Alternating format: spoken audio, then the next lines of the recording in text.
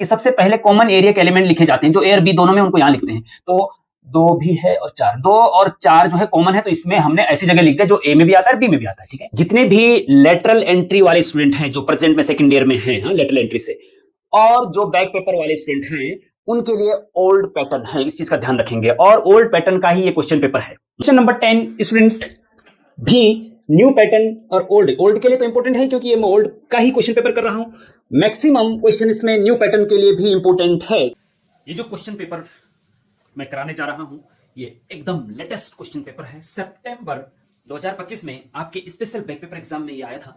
नेता टाइप आधा काम मत करो, सब्सक्राइब के साथ साथ बेल आइकॉन भी दबाओ। के लिए तो चलिए देखिए, 10P3 हाँ, सेक्शन ए का पहला क्वेश्चन 2 मार्क्स के शुरू कर रहे हैं हम स्टूडेंट। हाँ, और 2 मार्क्स अगर आपने कर लिए तो सारे पासिंग मार्क्स तो ऑटोमेटिक आ ही जाते हैं। 10P3 को कैसे सॉल्व करेंगे? 10P3 को सॉल्व करेंगे कि 10 से शुरू करते हैं, 10 से शुरू करते हैं। जब 10 ऊपर है तो 10 से शुरू करेंगे और कितने एक एक कम करते जाएंगे, और कहां तक? जितने नंबर नीचे है उतने डिजिट तक जाएंगे। 10 इंटू 9 इंटू 8, 3 डिजिट, हाँ, क्योंकि नीचे 3 था, और इन सबका मल्टीप्लाई 720 हो गया, आंसर आ गया, ठीक है। लेकिन अगर 10P3 की जगह 10C3 होता तो क्या करते? तो 10C3 को भी सेम ऐसे करना है, 10 से शुरू करना है और 3 डिजिट तक ले जाना है। 10 इंटू 9 इंटू 8, क्योंकि 3 है नीचे। अगर यहाँ 4 होता तो इंटू 7 भी आता, हाँ, तो 3 है नीचे, 10 इंटू 9 इंटू 8 आ गया। और लेकिन इसमें एक्स्ट्रा अपॉन में, जो अपॉन में 3 होता है उसको भी 3 इंटू 2 इंटू 1, 3 से शुरू करते हैं। अगर यहाँ पे 4 होता तो 4 से शुरू करते हैं, हाँ, मतलब, और इसको सॉल्व करके 120 आंसर आ गया। अब ये मैंने होमवर्क के लिए आपको दे रखा है। 12P5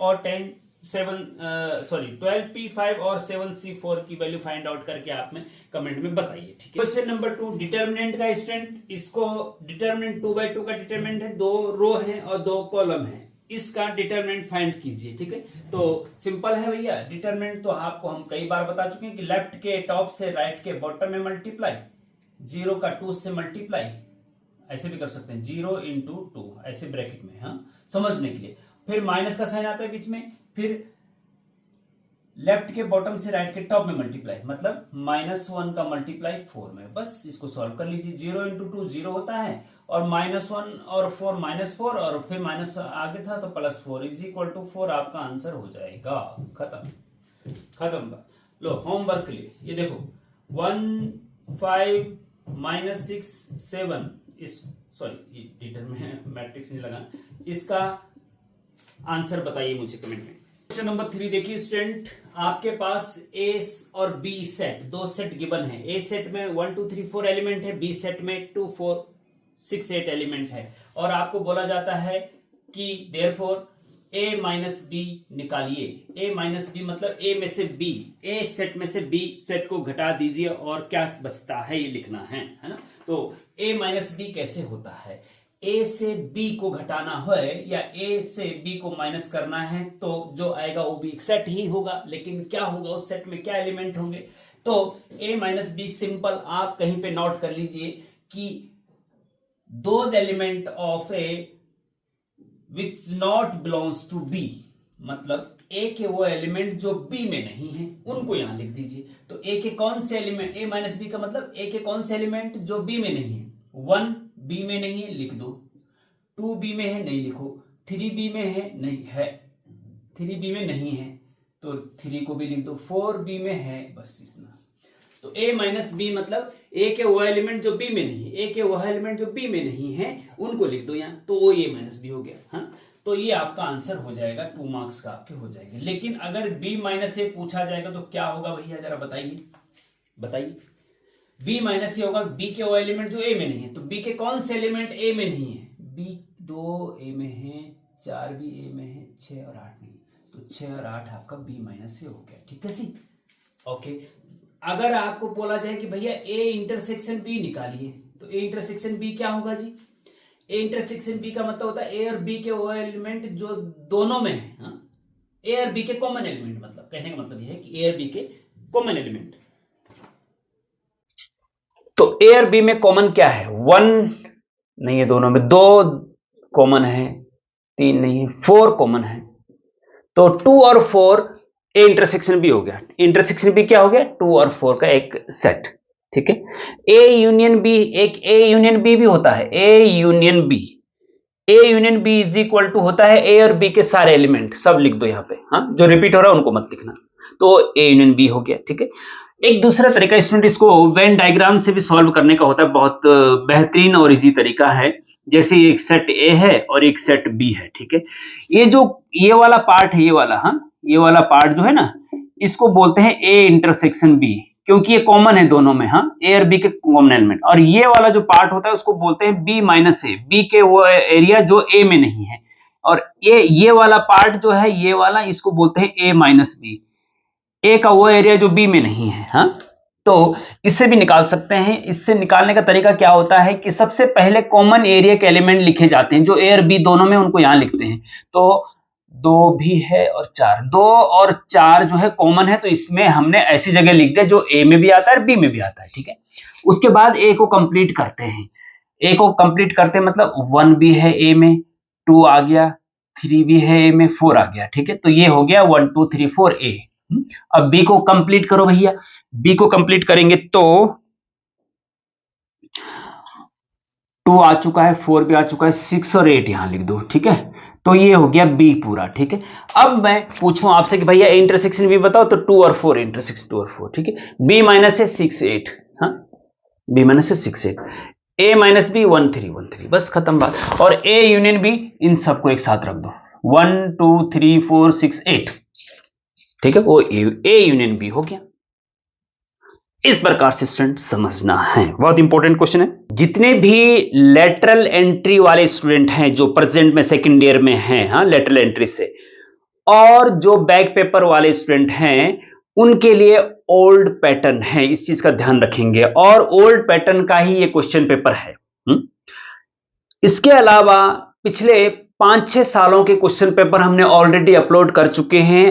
अप्लाइड, आपको मैथ्स गुरुजी एंड नोटेल चैनल की प्लेलिस्ट में जाना है। प्लेलिस्ट में आपको एक प्लेलिस्ट मिलेगी, अप्लाइड मैथ्स 1 क्वेश्चन पेपर, उसमें जाएंगे तो सारे सीरियल से सारे क्वेश्चन पेपर के सॉल्यूशन आपको मिल जाएंगे। अगर आपने पिछले 3 या 4 साल का सॉल्व कर लिया तो 100% आप पास हो जाएंगे। पास ही नहीं बल्कि आप अच्छे मार्क्स भी लाएंगे। तो क्वेश्चन नंबर 4 देखिए स्टूडेंट, tan 495 डिग्री की वैल्यू फाइंड करनी है। तो tan 9, देखो हमें पता होता है स्टूडेंट, 0 डिग्री का पता होता है और 30 डिग्री का पता होता है, 45 डिग्री का पता होता है, 60 डिग्री का पता होता है, 90 डिग्री का, बस ये 5 एंगल का। tan 0 पूछे कोई तो बता देंगे, tan 30 पूछे, tan 45, tan 60, tan 90, इनका पता होता है, ठीक है। अब ये 495 है भैया, वो तो बहुत बड़ा नंबर है, अब क्या करें?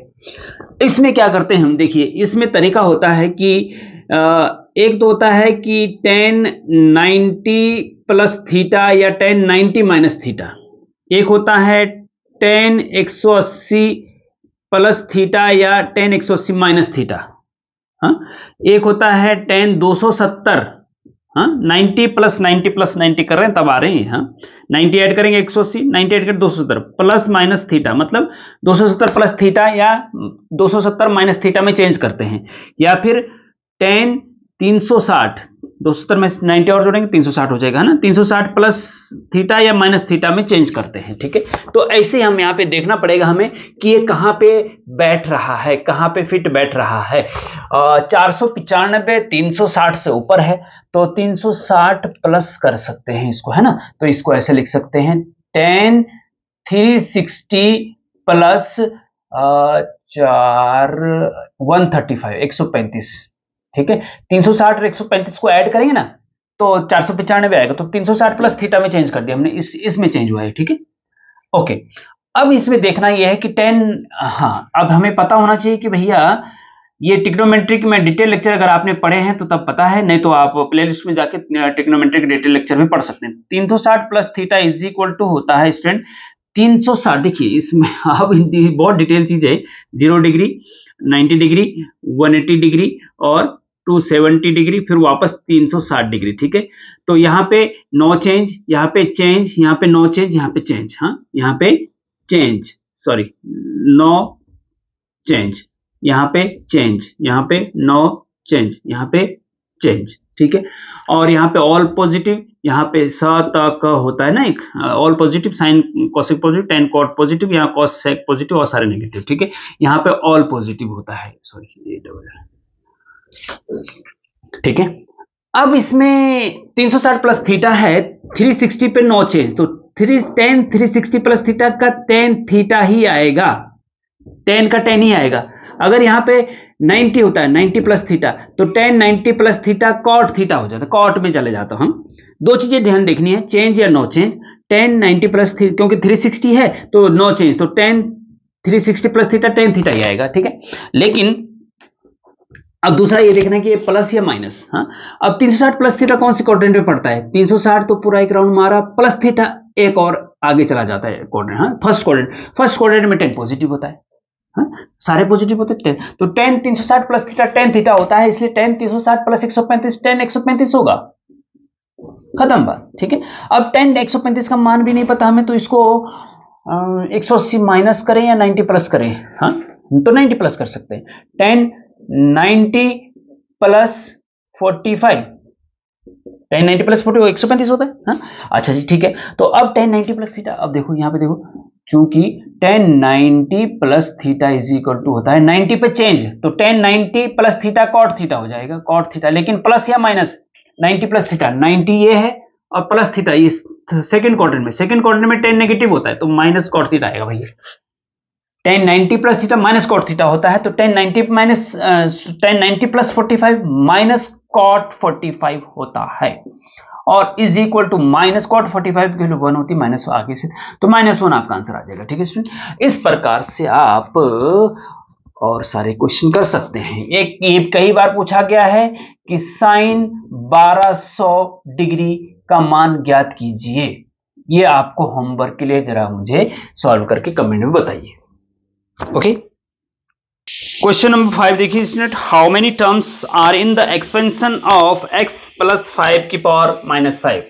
तो ये x प्लस 5 की पावर x प्लस 2 की पावर -5 है।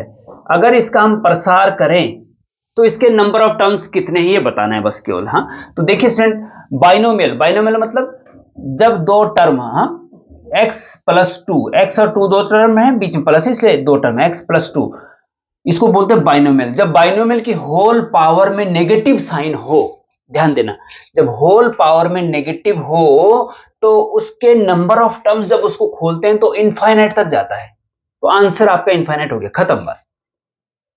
जब भी पावर में नेगेटिव नोट किया करो भाई, नोट किया करो कहीं पे एक जगह पे, नहीं तो फिर आप भूल जाते हो। एग्जाम में फिर हम चेक करते हैं कॉपी, आपको देखते हैं कि आप तो उसके बावजूद भी आप गलत कर रहे हैं, तो ऐसा मत करिए। हाँ, अगर नेगेटिव पावर है ऊपर और बोला जाए कि इसके एक्सपेंशन में कितने टर्म होंगे, तो सीधे सीधे इनफाइनाइट लिख दो। लेकिन अगर x प्लस 2 की पावर 7 है मान लीजिए, तो अब तो पावर पॉजिटिव है, तो इसके एक्सपेंशन में कितने टर्म होंगे? तो इसके एक्सपेंशन में जो टर्म होंगे, तो जो पावर होगी पॉजिटिव पावर, उसमें एक और ऐड कर देना बस, 7 प्लस 1 मतलब 8 टर्म होंगे आंसर। अगर पावर पॉजिटिव है, पॉजिटिव इंटीजर है, तो नंबर ऑफ टर्म होंगे एक ज्यादा, मतलब यहां 7 है तो 8 होंगे, यहां 10 लिखा हो तो 11 होंगे। अगर नेगेटिव है तो सीधे इनफाइनाइट, खत्म बात, ठीक है। वेरी इंपॉर्टेंट है, हर बार ये पूछा जाता है। क्वेश्चन नंबर 6 देखिए स्टूडेंट, आयोटा की पावर 75, ये आई है ना, आई, ये आयोटा पढ़ते हैं इसको, आयोटा कॉम्प्लेक्स नंबर का, इमेजिनरी नंबर होता है ये, और इस इमेज नंबर आई आयोटा की पावर 75 है, तो इसकी वैल्यू निकालनी है। तो आयोटा की पावर 75 भी आ सकता है, आयोटा की पावर 125 भी आ सकता है, आयोटा की पावर -125 भी आ सकता है, लेकिन इसको समझ गए तो सब कुछ समझ गए, ठीक है। सबसे पहली बात तो यह है कि अगर पावर में पॉजिटिव नंबर है तो आयोटा की पावर 75 जैसे पॉजिटिव है, इसका मान क्या होगा? तो जो भी पावर होगी, लेकिन पॉजिटिव होनी चाहिए, हाँ, जो भी पावर होगी उसको 4 से डिवाइड कर दो,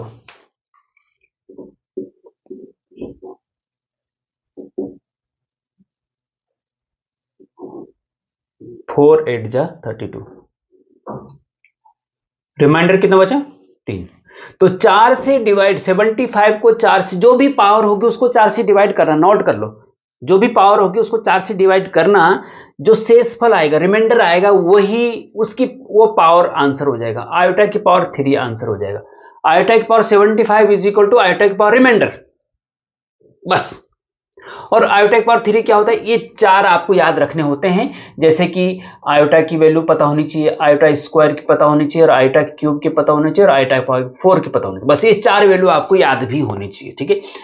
इसके अलावा कुछ नहीं होता है, क्योंकि 5 के बाद वो फिर से इसी के बीच आता है, क्योंकि 4 से डिवाइड करते हैं ना। हाँ, तब चाहे 75 हो, चाहे 7 पावर हो, चाहे 125 पावर हो, चाहे -125 पावर हो। हाँ, तो जो भी पावर होगी, नंबर होगा, उसको 4 से डिवाइड करना है और वही आयोटा की पावर हो जाती है, ठीक है। आयोटा की power 75 is equal to iota की पावर रिमाइंडर। अब आयोटा की पावर 3 का आंसर वैल्यू क्या है, तो आयोटा इज इक्वल टू होता है √-1, आयोटा स्क्वायर होता है -1, आयोटा क्यूब होता है माइनस आयोटा, और आयोटा की पावर 4 होता है 1। ये याद रखना पड़ेगा आपको थोड़ा सा ना, बस, ठीक है। तो iota cube is equal to क्या होता है, माइनस आयोटा होता है, और आंसर बस खत्म। माइनस आयोटा इसका आंसर है, ठीक है। अब स्टूडेंट इसमें यह भी आता है कि अगर क्वेश्चन है आपके पास कि आयोटा की पावर -125 का मान निकालो, अगर पावर में नेगेटिव नंबर आ गया तो आप क्या करेंगे कि पहले पावर को पॉजिटिव करेंगे, तो इसको नीचे ले जाने पे पॉजिटिव हो जाता है। 1 आयोटा की पावर 125, ठीक है, 125 हो गया। अब इसको 1 आयोटा की पावर 125, तो आयोटा की पावर 125 है, तो भैया 125 को डिवाइड कर दो 4 से, 5 बचा, रिमाइंडर आया 1। क्या है, 1 रिमाइंडर 1 आ गया, तो आयोटा की power 125 is equal to iota की पावर 1। आयोटा की पावर 1 मतलब आयोटा की पावर 1 लिखो या आयोटा लिखो, एक ही बात होता है। तो 1 आयोटा आपका आंसर हो गया। लेकिन इसमें क्या करते हैं स्टूडेंट कि डिनोमिनेटर में आयोटा नहीं रखना चाहिए, तो आयोटा का मल्टीप्लाई किया जाता है ऊपर नीचे, ऊपर आयोटा हो जाएगा, नीचे आयोटा स्क्वायर हो जाएगा। आयोटा अपॉन आयोटा स्क्वायर की वैल्यू आपको पता है -1 होती है, तो ये आंसर आ गया माइनस आयोटा आंसर। इसका भी माइनस आयोटा आ रहा है। तो इस प्रकार से आप देखेंगे स्टूडेंट, अगर पॉजिटिव है तो सीधे 4 से डिवाइड करेंगे, रिमाइंडर रख देंगे। अगर नेगेटिव है तो पहले उसको नीचे ले जाएंगे, फिर 4 से डिवाइड करेंगे उसको, ठीक है। दोनों तरीके से आप कर सकते हैं। क्वेश्चन नंबर 7 स्टूडेंट, आपके पास दे रखा है 2 + 3 आयोटा का मॉडुलस निकालना है। हाँ, modulus of complex number this. Modulus देखिए, कॉम्प्लेक्स नंबर दे रखा है 2 + 3 आयोटा, इसको हम मान लेते हैं क्योंकि हम कॉम्प्लेक्स नंबर को z से डिनोट करते हैं मोस्टली। हाँ, z is equal to 2 + 3 iota, ये गिवन है, ठीक है। 2 + 3 आयोटा गिवन है, इसका मॉडुलस निकालना है। क्या निकालना है, मॉडुलस निकालना है। देयरफॉर मॉडुलस ऑफ z को हम डिनोट करते हैं, z के दोनों तरफ 2 डंडे लगा दो, इसको बोलते हैं मॉडुलस ऑफ z, ठीक है। z is equal to this, तो modulus of z is equal to क्या, वो होगा स्टूडेंट √। देखिए, यदि रफ में आप देखेंगे इसको कि if z is equal to x + iota y, then mod z is equal to, mod z means modulus of z is equal to होता है रियल पार्ट का स्क्वायर प्लस इमेजिनरी पार्ट का स्क्वायर, x² + y²। मतलब real part मतलब जिसमें iota, 2 part है ना इसमें, प्लस से एक इधर एक उधर। हाँ, तो इधर वाले पार्ट को रियल पार्ट बोलते हैं, जिसमें आयोटा नहीं होता है।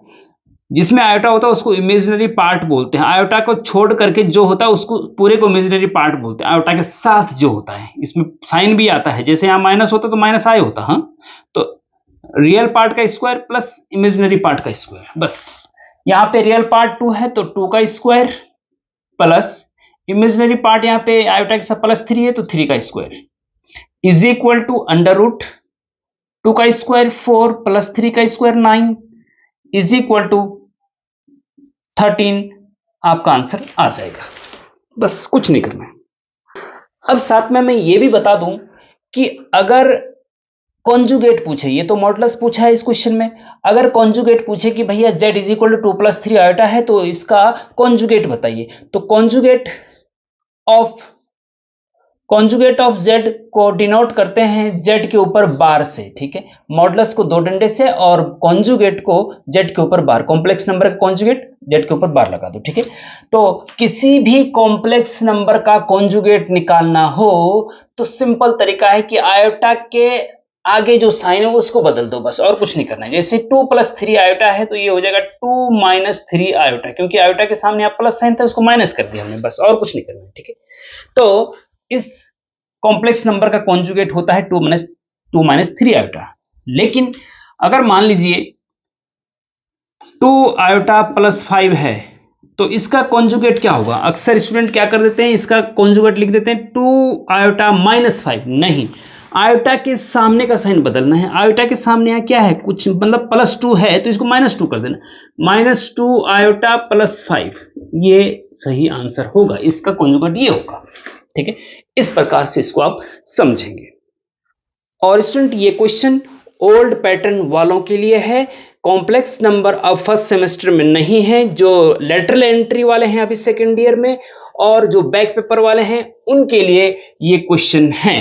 न्यू पैटर्न वालों के लिए, मतलब जो फर्स्ट सेम का एग्जाम दे रहे हैं, मतलब जो फर्स्ट सेमेस्टर में हैं, अभी लेटरल वाले भी देंगे फर्स्ट सेम का एग्जाम, लेकिन लेटरल वाले ओल्ड वाला देंगे, उनके लिए ये क्वेश्चन है।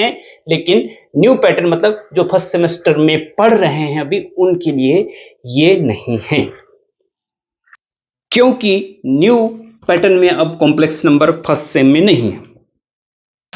क्वेश्चन नंबर 8 देखिए स्टूडेंट, इसमें fx = गिवन है आपके पास और बोला गया देन फाइंड f2 f। हाँ, तो हम यहाँ पे क्या करते हैं कि जो लिखा दिया हुआ है उसको लिखते हैं given that fx = this, fx = this given है और आपको निकालना क्या है, f2 निकालना है। क्या निकालना है, f2। तो देयरफॉर f2 = क्या होगा, जब fx = ये है तो f2 = क्या होगा बताइए। x की जगह देखिए fx f2, हाँ, x की जगह पे 2 रख दिया लेफ्ट साइड में, तो राइट साइड में भी x की जगह पे 2 रख दो, बस, खत्म बात, ठीक है। और ध्यान देना स्टूडेंट, ये क्वेश्चन जो है न्यू पैटर्न और ओल्ड पैटर्न दोनों के लिए वेरी वेरी इंपॉर्टेंट है। न्यू पैटर्न में भी ये क्वेश्चन आएगा ही आएगा, ठीक है। ओके, 2x की जगह पे 2 रख दो तो 2 का स्क्वायर हो जाएगा, x का स्क्वायर है तो 2 का स्क्वायर, फिर -3 है और x की जगह पे 2 रख दो, फिर प्लस का 5 है, = 2 × 2 = 4, 4 × 2 = 8, हाँ, 2 की पावर 2 4 हो जाएगा, 4 × 2 8 हो जाएगा, -3 × 2 6 हो जाएगा, +5 हो जाएगा, ठीक है। अच्छा, अब देखिए 8 और 5 प्लस का 8 और 5 13, 13 - 6, हाँ, तो कितना बचेगा, 7 आपका आंसर हो जाएगा स्टूडेंट, ठीक है। अब यहां पे मान लीजिए यहां पे f2 पूछ रखा है, हो सकता है कि fx = ये गिवन है, बोला जाए कि बताइए f - 3 की वैल्यू निकालिए, f - 3, तो f - 3 कैसे निकालेंगे भैया बताइए। तो कुछ नहीं करना है, x की जगह पे -3 है तो यहां पे भी x की जगह पे -3, 2 × -3 का स्क्वायर -3 और x की जगह पे -3 + 5, ठीक है, = -3 का स्क्वायर प्लस का 9 होता है और 9 × 2 = 18 होता है, ठीक है। फिर यहां पे देखो -3 और -3 का मल्टीप्लाई, 3 - प्लस 3 3 × 9, प्लस का 9 होता है और प्लस का 5, ये हो जाएगा जी, ठीक है। अब इन सारे प्लस के हैं तो भैया जोड़ दीजिए, सिंपल सी बात है। 18 में 9 जोड़ेंगे तो 27 आएगा, 27 में 5 जोड़ेंगे तो 32 आएगा, आंसर आपका 32 हो जाएगा, ठीक है, सिंपल, बस। तो जो फंक्शन दे रखा होगा, f2 बोला जाता है तो 2 रखना है, f - 3 बोला जाता है तो -3 रखना है, बस, सिंपल, कोई कुछ नहीं करना है, सिंपल। देखो, और न्यू पैटर्न और ओल्ड पैटर्न दोनों के लिए वेरी वेरी इंपॉर्टेंट है स्टूडेंट, ध्यान रखना। Question number 9 student, find this, मतलब d/dx लिखा हुआ और ब्रैकेट के अंदर e⁴x + sin² x + log x, मतलब इसका डिफरेंशिएशन निकालना है जो ब्रैकेट के अंदर है, ठीक है। तो e⁴x फिर प्लस है, फिर sin²x, फिर प्लस है, फिर log x है, तो अलग अलग डिफरेंशिएशन इनका निकालना है। e⁴x का डिफरेंशिएशन अलग निकालो, फिर sin² का अलग निकालो, फिर log x का अलग अलग निकालो, ठीक है। तो e⁴x का डिफरेंशिएशन e⁴x ही होता है, ये आपको पता होना चाहिए, ठीक है स्टूडेंट।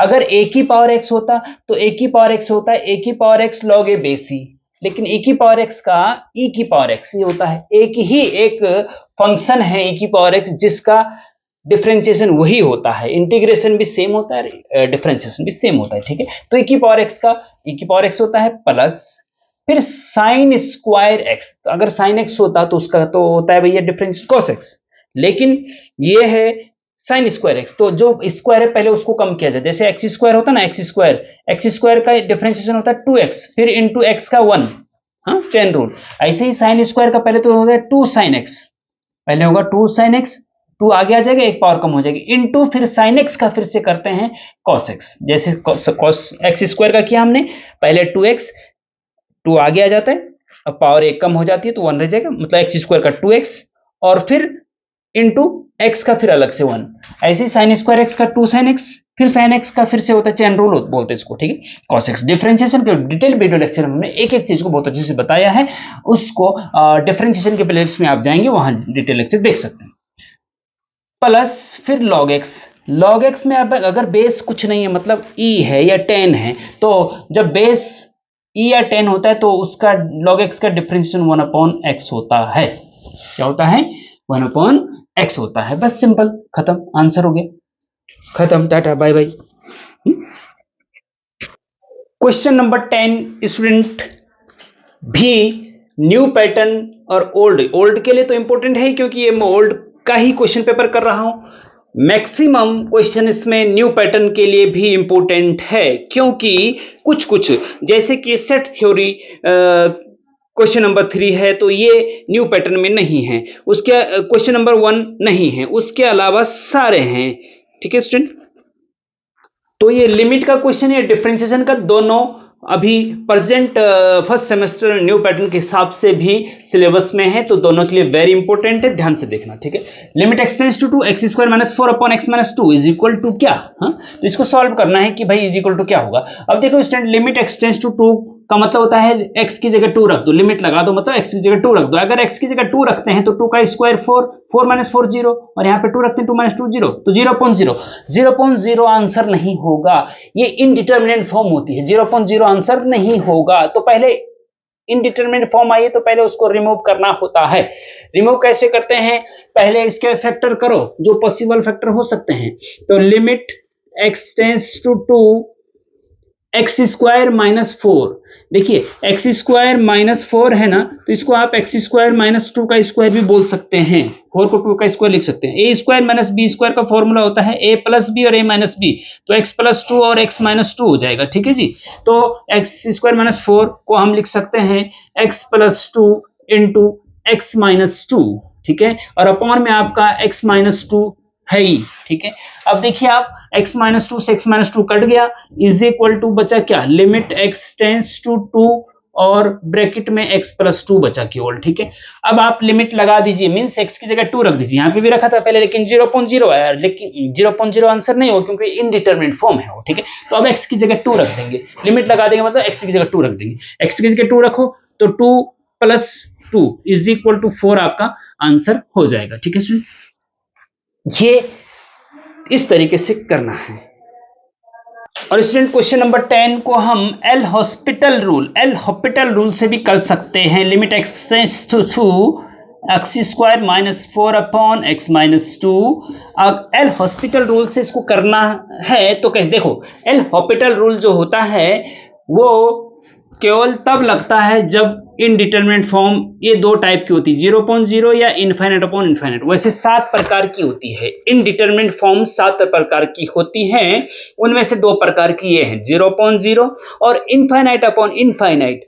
अगर इनमें से इन 2 में से कोई एक फॉर्म निकल के आती है, जैसे यहाँ पे हमने रखा लिमिट लगाई तो 0.0 आए, तो 0.0 या इनफाइनाइट की फॉर्म अगर बनती है तो आप एल हॉस्पिटल रूल लगा सकते हैं। अब एल हॉस्पिटल रूल क्या होता है भैया, सिंपल है, कुछ नहीं करना है। एल हॉस्पिटल रूल का मतलब होता है न्यूमरेटर का डिफरेंशिएशन करते जाओ, न्यूमरेटर और डिनोमिनेटर का डिफरेंशिएशन अलग अलग, x के रिस्पेक्ट में इसका डिफरेंशिएशन करो, यहां रख दो, इसका डिफरेंशिएशन यहां रख दो, जब तक इनडिटरमिनेट फॉर्म हट नहीं जाती तब तक लिमिट नहीं लगाएंगे, डिफरेंशिएशन करते जाएंगे। सिंपल देखिए कैसे, लिमिट यही लिखो x टेंड्स टू 2, ठीक है, एक्स स्क्वायर माइनस 4 का डिफरेंशिएशन कर दो with respect to x, x square का हो जाएगा 2x माइनस 4 का कांस्टेंट है 0, यहां पे x का 1 माइनस 2 का 0, ठीक है। तो क्या हो गया, is equal to limit x tends to 2x upon 1 बचा हुआ, ठीक है, 2x अपॉन 1 बचा। अब लिमिट लगा दो भैया, लिमिट लगा दो मतलब x की जगह 2 रख दो, तो 2 2 जा 4 upon 1 is equal to 4। Answer देखो वही आंसर आया कि नहीं आया, दोनों तरीके से कर सकते हैं, वेरी इंपॉर्टेंट है न्यू पैटर्न के लिए भी और ओल्ड के लिए भी, ध्यान देना।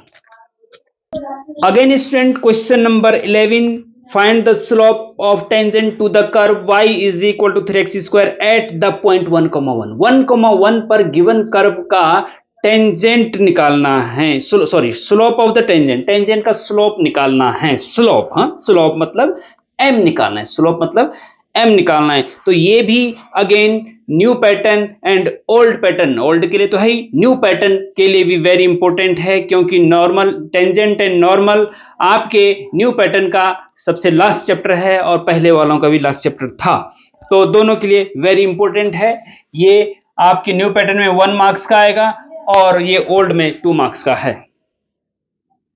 अब क्वेश्चन नंबर 11 कैसे करेंगे, तो भैया देखिए, ये जैसे माना कोई गिवन कर्व है, मैं जरा इससे भी समझा दूं आपको, ये मान लीजिए ये कर्व है ये वाला, हाँ y is equal to 3x square, ये कर्व है, हाँ इसके किसी एक पॉइंट पर, एक पॉइंट P ले लो जिसके कोऑर्डिनेट मान लीजिए 1,1 है, इस पॉइंट पर टेंजेंट ड्रॉ करो, ये टेंजेंट, हाँ स्पर्श रेखा हिंदी में बोलते हैं इसको, किसी एक पॉइंट पर टच करती हुई जो लाइन होती है उसको टेंजेंट बोलते हैं।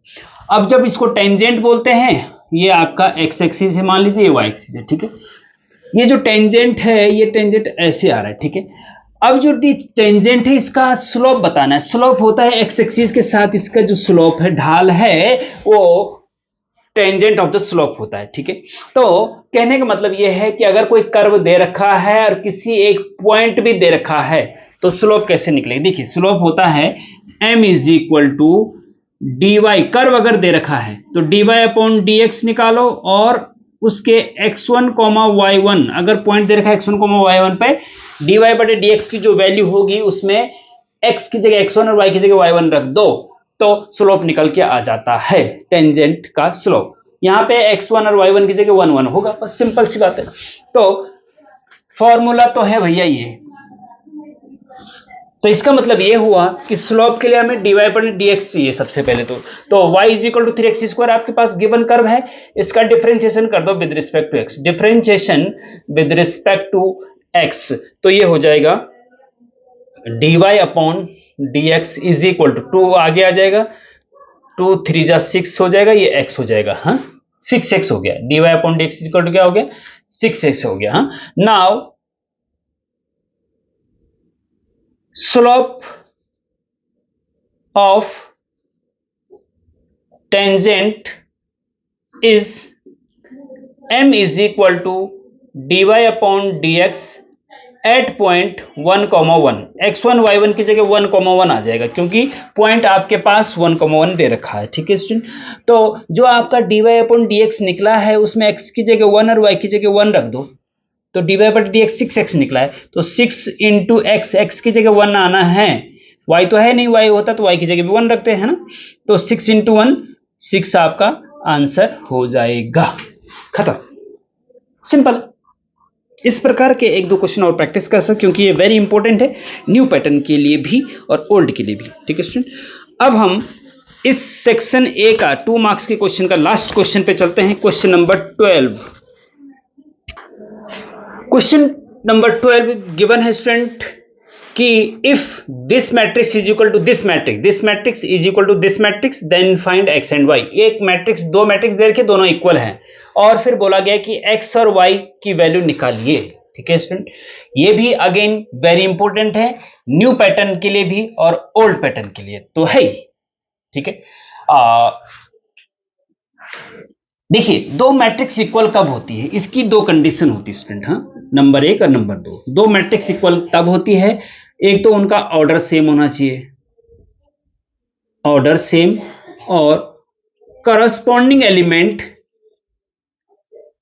सेम होने चाहिए, बस ये दो चीजें होनी चाहिए, ठीक है। दो मैट्रिक्स इक्वल के लिए ये दो चीजें होनी चाहिए। ऑर्डर सेम है दोनों का, देखो ये first row second row, first column second column, तो दो रो है दो कॉलम है तो 2/2 ऑर्डर है, दो रो है दो कॉलम है तो 2/2 ऑर्डर है, ऑर्डर सेम है। करस्पॉन्डिंग एलिमेंट भी सेम होने चाहिए, मतलब इसका करस्पॉन्डिंग एलिमेंट है ये सेम है 3 3, ठीक है। फर्स्ट रो फर्स्ट कॉलम का intersection point, first row first column का इंटरसेक्शन पॉइंट सेम, ये होते हैं करस्पॉन्डिंग एलिमेंट। इसका करस्पॉन्डिंग एलिमेंट ये है तो 3 = 3, ठीक है, इक्वल है तो इसका मतलब ये सेम होना चाहिए। y का करस्पॉन्डिंग एलिमेंट क्या है 1 है, तो y और 1 भी इक्वल होने चाहिए, तो y = 1, y = 1 होना चाहिए, है। अच्छा, दूसरा इसका करस्पॉन्डिंग एलिमेंट क्या है x - 2 का 5 है, तो इसका मतलब x - 2 जो है 5 के इक्वल होना चाहिए, और ये x - 2 5 के इक्वल कब होगा, जब x = -2 उधर जाएगा 7 होगा, ठीक है। x की जगह 7 रखो, 7 - 2 5 हो जाएगा ना 5, ठीक है। y की जगह 1 रखो तो 1 1 4 4, ठीक है, बस खत्म बात। x = 7 y = 1, आंसर खत्म। तो दो मैट्रिक्स इक्वल कब होती है, जब ऑर्डर सेम हो और करस्पॉन्डिंग एलिमेंट सेम हो। ऑर्डर सेम था, करस्पॉन्डिंग एलिमेंट भी हमने सेम रखने की कोशिश करी, जिससे कि x और y निकल गया, खत्म बात, ठीक है। तो स्टूडेंट ये है आपके 2 मार्क्स के क्वेश्चन सेक्शन ए। अब हम सेक्शन बी पे चलेंगे, लेकिन थोड़ा सा समय का अभाव है, तो ऐसा करते हैं सेक्शन बी हम नेक्स्ट वीडियो में देते हैं, ठीक है, नेक्स्ट वीडियो, क्योंकि इसमें समय भी लगेगा। और सारे के सारे very important question number 13 partial fraction, ये न्यू पैटर्न ओल्ड पैटर्न दोनों के लिए इंपॉर्टेंट। क्वेश्चन नंबर 14 cos 75 की वैल्यू निकालिए, न्यू पैटर्न ओल्ड पैटर्न दोनों के लिए very important. Question number 15 number of A intersection B, ये सेट थ्योरी का है, ये न्यू पैटर्न के लिए नहीं है लेकिन ओल्ड के लिए इंपॉर्टेंट है। क्वेश्चन नंबर 16 3 + 4 आयोटा का स्क्वायर रूट निकालिए, वेरी इंपॉर्टेंट ओल्ड पैटर्न के लिए, न्यू पैटर्न में ये कॉम्प्लेक्स नंबर नहीं है फर्स्ट सेम में, ठीक है। Question number 17 find A inverse निकालना है किसी मैट्रिक्स का, हाँ, किसी मैट्रिक्स का इनवर्स निकालना है, very important old and new दोनों के लिए, ठीक है। Question number 18 tan 5a trigonometry का, वेरी इंपॉर्टेंट ओल्डर न्यू के लिए। क्वेश्चन नंबर 19 स्क्वायर रूट के अंदर x + √x + s करके है, तो ये भी आपका न्यू एंड ओल्ड के लिए वेरी इंपॉर्टेंट है। और क्वेश्चन नंबर 20 अच्छा, ये सेक्शन सी है। फिर चलिए सेक्शन बी में जो है स्टूडेंट 7 क्वेश्चन पूछे जाते हैं, उसमें से 5 करने होते हैं, 6 मार्क्स का एक क्वेश्चन होता है, ठीक है। न्यू पैटर्न में पैटर्न थोड़ा चेंज है, वहां पे 2.5 मार्क्स का होगा, बस सिंपल अंतर इतना है कि वहां पे 2.5, क्योंकि वहां पे क्वेश्चन पेपर 50 मार्क्स का हो गया है और पहले 100 मार्क्स का था, ठीक है स्टूडेंट। तो बेस्ट ऑफ लक आपके एग्जाम के लिए। कोई क्वेश्चन हो तो आप कमेंट में पूछ सकते हैं। Thank you.